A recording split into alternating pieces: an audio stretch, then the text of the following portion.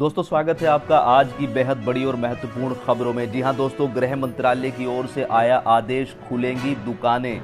इसी के साथ मुख्यमंत्री के आदेश से 10 लाख से भी अधिक परिवारों को मिलने वाली है राहत। जी हां दोस्तों, मजदूरों को बुलाने का प्लान मुख्यमंत्री ने तैयार कर लिया है। इसी के साथ सरकार के द्वारा भेजे गए राशन में डीलर कर रहे हैं धांधलेबाजी, सामने आई करतूतें, हुई बड़ी कार्रवाई। और साथ में ही मुख्यमंत्रियों ने आपस में करी बातचीत, मजदूरों को भेजा जाएगा उनके घर। खबरों में और भी है महत्वपूर्ण जानकारी, कोई भी सूचना दोस्तों आपसे छूट ना जाए, इसलिए वीडियो को बिल्कुल अंत तक जरूर देखें। जी हां दोस्तों, यहां पर आपको बिल्कुल ट्रू और ऑथेंटिक न्यूज मिलती है इस चैनल पर, इसलिए चैनल को सब्सक्राइब जरूर कर लीजिएगा।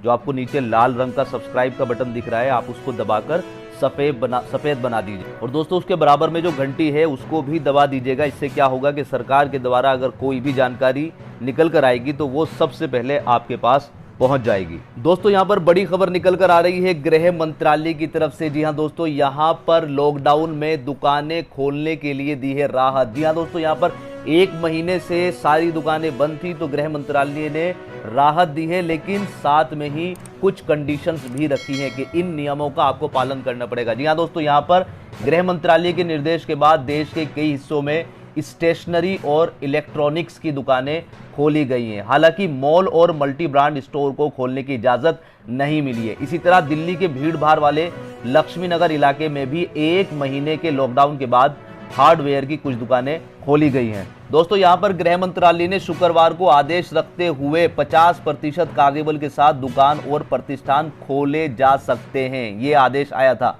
गृह मंत्रालय ने राज्यों और केंद्र शासित प्रदेशों में दुकान एवं प्रतिष्ठान अधिनियम के तहत पंजीकृत दुकानों को 50% कार्यबल के साथ खोले जाने की अनुमति दी है। साथ ही कहा है कि ऐसे प्रतिष्ठानों को सोशल डिस्टेंसिंग जैसी सावधानियों का पालन करना होगा। साथ ही एमएचए की तरफ से कहा गया है कि यह आदेश कंटेनमेंट जोन में लागू नहीं होगा। साथ ही मल्टी ब्रांड मॉल सहित अन्य बड़े प्रतिष्ठानों को भी खोलने की अनुमति नहीं दी गई है। इसी के साथ दोस्तों जो इलाके हॉटस्पॉट घोषित हैं वहां पर दुकानें खोलने की इजाजत नहीं दी गई। वहीं दिल्ली के स्वास्थ्य मंत्री सत्येंद्र जैन ने कहा है कि केंद्र सरकार ने कल रात को आदेश दिया है। इसके बारे में पता करते हैं कि क्या है। दिल्ली में 92 हॉट स्पॉट है, पूरा दिल्ली या पूरा डिस्ट्रिक्ट नहीं है। दोपहर तक इस बारे में निर्णय लिया जाएगा। वहीं पर महामंत्री प्रवीण खंडेवाल ने कहा है कि उन्होंने अनेक टीवी चैनलों पर खबर देखी है कि आज से दुकानें खुलने जा रही है, जिसके कारण देश भर के व्यापारी में भ्रम और अफरा तफरी का माहौल बन गया है। केंद्र सरकार द्वारा जारी आदेश में कहीं पर भी नहीं लिखा है कि आदेश आज से प्रभावी होगा। उन्होंने कहा है कि इस संदर्भ में अब देश की सभी राज्य सरकारों को इस विषय में निर्णय लेना होगा और उसी के अनुरूप देश के सभी राज्यों में दुकानें खोली जाएंगी। केंद्र सरकार द्वारा जारी आदेश में ई कॉमर्स को खोले जाने का कोई जिक्र नहीं है। इस दृष्टि से यह अनुमति फिलहाल ई कॉमर्स व्यापार के लिए नहीं है। वहीं दूसरी ओर किसी भी प्रकार के मॉल को भी खोलने पर पाबंदी है।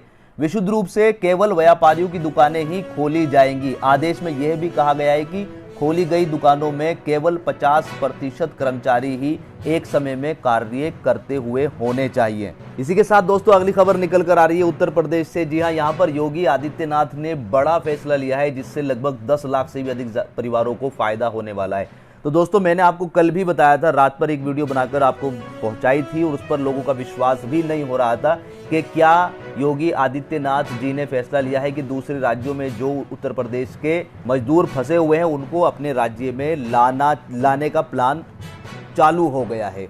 तो दोस्तों सबसे पहले मैं आपसे ये बता देता हूं कि इस चैनल पर आपको बिल्कुल विश्वास करना होगा। यहां पर आपको एक भी न्यूज़, मैं गारंटी लेता हूं आने वाले टाइम में भी आपको कभी भी एक भी न्यूज़ भी जो है गलत नहीं प्रोवाइड करी जाएगी। जो न्यूज़ ऑथेंटिक होगी वही आपके सामने लाई जाए। यूपी के मुख्यमंत्री योगी आदित्यनाथ के एक फैसले ने प्रदेश के 10 लाख से भी ज्यादा परिवारों को राहत मिली है। मुख्यमंत्री ने शुक्रवार को फैसला लिया था कि दूसरे राज्यों में 14 दिन की क्वारंटीन अवधि पूरी कर चुके उत्तर प्रदेश के श्रमिकों, कारीगरों, मजदूरों को चरणबद्ध तरीके से वापस लाया जाएगा।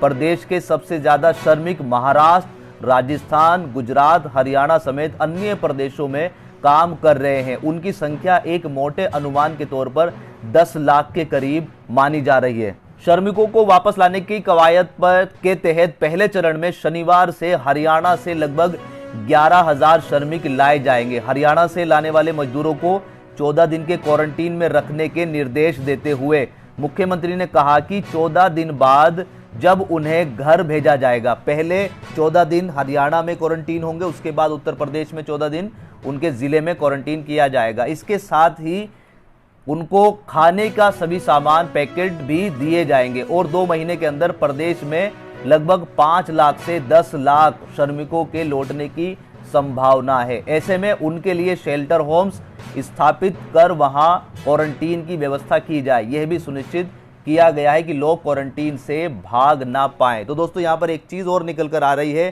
कि जो अभी ऐसा लग रहा है कि फौरन आपको बुला लिया जाएगा, तो यहाँ से बात ये निकल कर आ रही है, पहले राज्य से बात होगी, उस राज्य में जो मजदूर फंसे हुए हैं उनको 14 दिन के लिए वहां पर क्वारंटीन करके रखा जाएगा। उसके बाद फिर उत्तर प्रदेश के राज्य में वहां से आएंगे और यहाँ पर भी उनके जिले के अंदर ही उन्हें क्वारंटीन पर 14 दिन के लिए और रखा जाएगा। फिर उसके बाद जो है उनको घर पर भेजा जाए। दोस्तों ये सारी की सारी जानकारी जो आपके साथ सामने में ला रहा हूं, ये सारी की सारी जानकारी सरकार के द्वारा दी जा रही है। मैं अपनी तरफ से आपको कुछ भी नहीं बता रहा हूं।